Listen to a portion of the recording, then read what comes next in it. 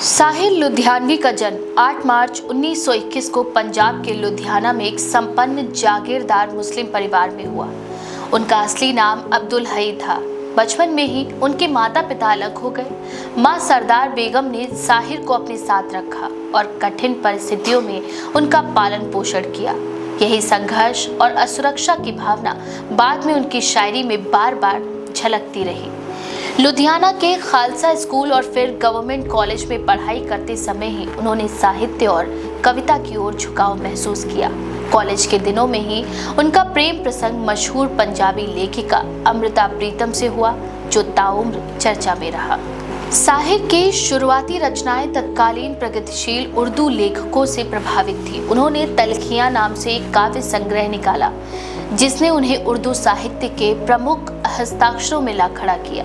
पाकिस्तान में विभाजन के बाद जब उन्होंने सवेरा नाम की पत्रिका में सरकार विरोधी लेख लिखे तो वहां की सरकार से टकराव हो गया। उन्हें पाकिस्तान छोड़ना पड़ा और वे दिल्ली होते हुए मुंबई आ गए, जहां उनका फिल्मी सफर शुरू हुआ। मुंबई आने के बाद उनकी मुलाकात संगीतकार एस.डी. बर्मन, निर्देशक गुरुदत्त और निर्माता विमल रॉय से हुई। 1951 में फिल्म नौजवान के गीत ठंडी हवाएं लहरा के आए से उन्हें पहला बड़ा ब्रेक मिला। इसके बाद तो उन्होंने पीछे मुड़कर नहीं देखा। 1957 में आई फिल्म प्यासा ने उन्हें और उनकी शायरी को अमर बना दिया। इस फिल्म में उन्होंने समाज की क्रूर सच्चाइयों को रुमानी अंदाज में बयां किया। प्यासा में साहिर के लिखे गीत जिन्हें नाज है हिंद पर वो कहाँ है और ये महलों ये तख्तों ये ताजों की दुनिया आज भी सामाजिक चेतना के उदाहरण माने जाते हैं। साहिर लुधियानवी की खासियत ये थी कि उन्होंने प्रेम, विद्रोह और समाज को एक ही काव्य धारा में पिरोया। वह आम आदमी की पीड़ा और सच्चाइयों को फिल्मी गीतों के माध्यम से व्यापक जन समूह तक पहुंचाने में सक्षम थे। उनके गीत केवल सुरों के लिए नहीं होते थे, वे अर्थों के लिए भी होते थे। उन्होंने प्यार के गीतों को भी सजीव बना दिया था, जैसे मैं जिंदगी का साथ निभाता चला गया, कभी कभी मेरे दिल में ख्याल आता है, तू हिंदू बनेगा ना मुसलमान बनेगा, और चलो एक बार फिर से अजनबी बन जाए हम दोनों। जैसे गीत उनके सामाजिक, मानवीय और भावनात्मक दृष्टिकोण को दर्शाते हैं। साहिर लुधियानवी ने अपने गीतों में अश्लीलता या सतही रोमांस से परहेज किया। उनका कलम इंसाफ मांगती थी, व्यवस्था से सवाल करती थी और प्रेम को किसी एक व्यक्ति तक सीमित न रखकर समग्र जीवन से जोड़ती थी। उनका लेखन सिर्फ मनोरंजन नहीं था, पर चेतावनी और जागरूकता से भी भरा हुआ रहता था। वह एक ऐसे युग का प्रतिनिधित्व करते थे जब लेखक अपनी कलम से व्यवस्था को हिलाकर रख सकते थे। साहिर ने संगीतकार एस.डी. बर्मन के साथ शानदार काम किया, लेकिन बाद में दोनों में मतभेद हो गए।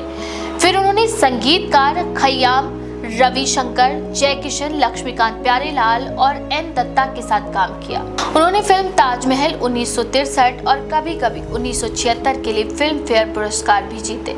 कभी कभी के शीर्षक गीत में उन्होंने न सिर्फ प्रेम बल्कि जीवन की अपूर्णता को भी शब्दों में गूंथा। साहिर लुधियानवी का जीवन व्यक्तिगत रूप से अकेलापन और बेचैनी से भरा रहा। अमृता प्रीतम से उनका प्रेम अधूरा रहा।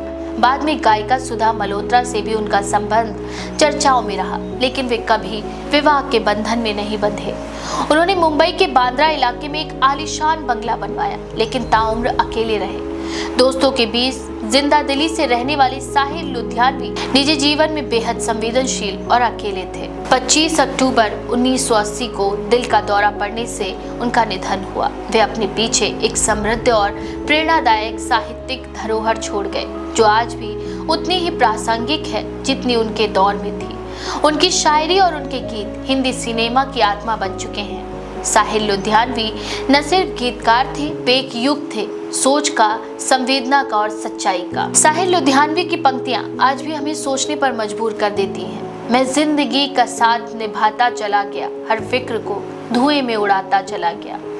साहिर के लेखन ने यह साबित किया कि शब्द केवल मनोरंजन नहीं करते, वे सवाल भी उठाते हैं, वे समाज का आईना भी होते हैं। उन्होंने गीत को गीत से आगे बढ़ाकर विचार और क्रांति का माध्यम बना दिया। हिंदी सिनेमा के गीतों को जो गरिमा और आत्मा साहिर ने दी, वह विरला ही देखने को मिलती है। उनकी लेखनी में जो बेचैनी थी, वह उन्हें कालजयी बना गई। ऐसे मशहूर साहित्यकार के बारे में आपके क्या विचार हैं? तो क्या आपको भी पसंद है साहिर लुधियानवी के वो गीत और वो शायरियाँ? तो अपनी राय हमें कमेंट में ज़रूर लिखें। ऐसी और भी खबरों के लिए देखते रहिए द पेज 19।